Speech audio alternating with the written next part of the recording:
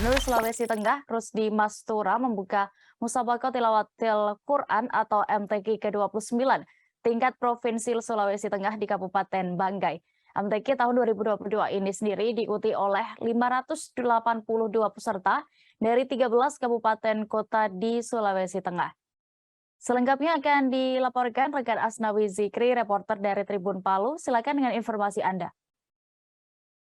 Ya, baik ya,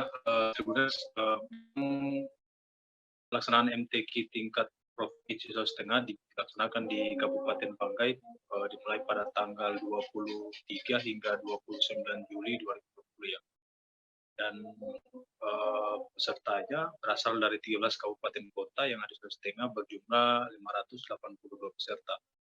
Nah, dari 582 peserta ini mereka akan mengikuti berbagai macam lomba MTQ yang berjumlah 23 cabang lomba ya yang akan diikuti, dan kemudian akan dilaksanakan di berbagai arena, dan arena utamanya yang sebagai tempat pelaksanaan pembukaan MTQ yang dibuka oleh Gubernur Sulawesi Tengah Rusdi Mastura itu di kawasan perkantoran Bukit Halim ya.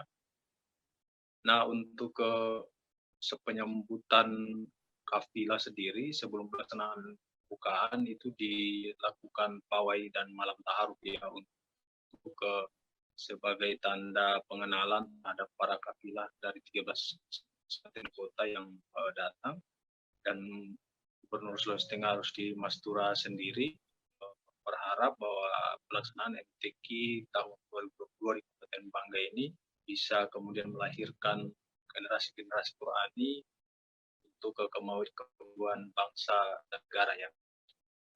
Kemudian selain itu Rusdi Mastura juga berharap pelaksanaan MTQ juga bisa menarik investasi dan mengungkit ekonomi yang ada di Kabupaten Banggai Sulawesi Tengah. Demikian. Ya.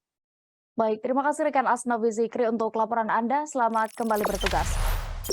Jangan lupa subscribe, share, komen, dan like ya.